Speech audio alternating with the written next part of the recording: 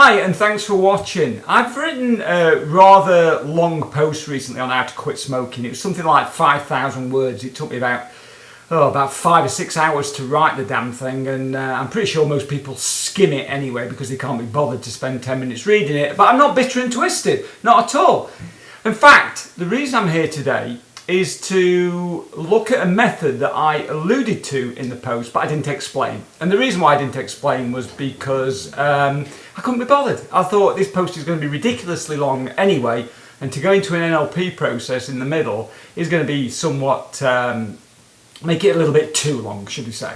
So I thought I'd share this method with you here today. Now, I would advise you, if you want to quit smoking or lose weight or quit biting your nails or worrying ferrets or something, whatever it is you want to quit, then go and check the post out, because although it's written about smoking, it can be quite easily translated or adopted rather or adapted even. Translated, adopted, adapted. It could be all of those things to quit something else if there's anything you want to quit.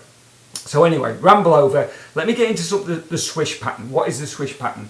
Now, this is a process in NLP, and I believe it was developed by Bandler and Grinder, although I'm not honestly sure about that. I should have maybe looked up in my Dummy's Guide to NLP before I started recording this, but I didn't, and there's nothing I can do about that now.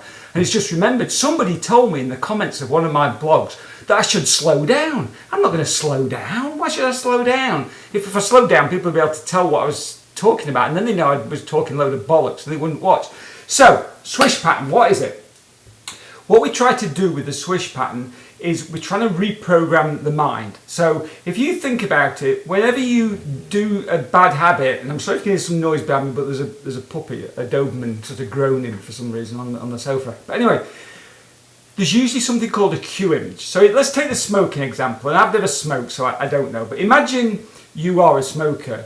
There will be an image that you create in your mind that precedes smoking. So it may be the thought of smoking, of your hand going to a packet of cigarettes, or that picking your lighter up, or whatever it is. It doesn't really matter what it is. All we need to do is get that cue image. Okay. Now, if I said to you, what do you look like when you are the person you want to be, when you're cool, when you're suave, when you're confident, but you're not doing this bad habit, whatever it is that you want to get rid of? You're not worrying ferrets at all. Even though you may not be able to describe that to me, you would know what it looked like if I showed you a picture. Okay, so on the one hand, we've got a picture of the cue of what triggers your habit. Okay, and on the other hand, we've got the picture of the fantastic you, the dashing, daring, confident, world-beating you, and what you look like when you've quit this bad habit. Okay, so you've got that. Right, and this is my version of Swish. The whole thing with NLP is it's open source, effectively. If you think of it like a computer, you can pretty much adapt it in any way you see fit, as long as it works, I guess. It's got to work, really. We're adapting it to something that doesn't work or makes it worse. So this is my process for Swish. If you've ever seen a rifle range, or if you've seen like a cop movie, and you see them in the movies, and they're there in the rifle range, and they've got the earmuffs on like that, and they go, and they're shooting at the targets, and they're on like a little wire. So the target's way off in the distance. Can you see that? Way off in the distance. And then when they want to check what they've shot, they wind it in, and that target comes in on one wire, and the new one goes back out on the other wire. Okay, all very straightforward, isn't it? That's what we're going to do with these two images. Okay, so what I want to do now, or what I want you to do, is to create that cue image in your mind. And when you do that, I want you to see round the edge of it. You know there's another image behind it, but you can't quite see what it is. A bit like Christmas, you're trying to peel the edge of the present. Not that I do that anymore, I quit that 2 or 3 years ago. So you've got this picture of you, the cue image. So it may be the packet of cigarettes, the lighter, or it may be going to the fridge if you want to lose weight or something. Okay.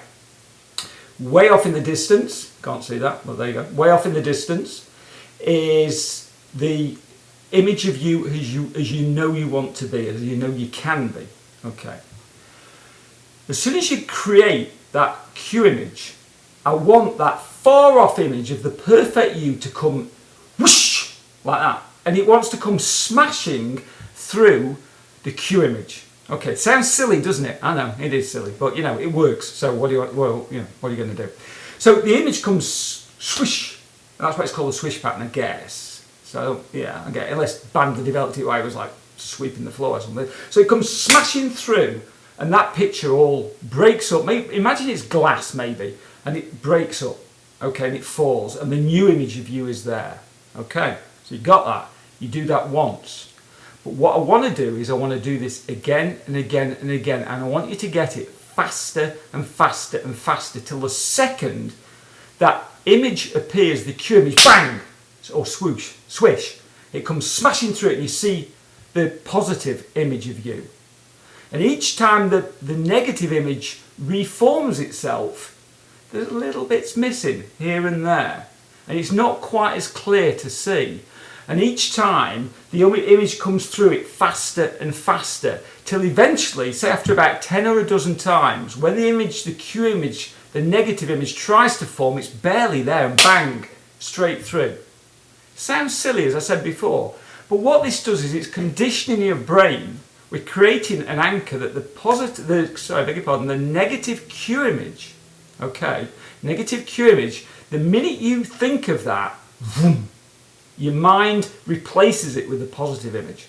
Makes sense? So instead of going for the cigarettes maybe, the positive image comes there. No, I don't want that, because that is the real me. That is the me that I want to be and will be. Crystal clear? Probably not. I'm not even sure if I understand it. I've just said it to you. But that's all you're getting. I would encourage you to go and read the post at thediscomfortzone.com. Depending on when you're watching this, I'm not sure about whereabouts it will be, but it will be on the homepage on one of those, probably under hypnotherapy and NLP, I guess, maybe, I don't know, but the How to Quit Smoking will be there.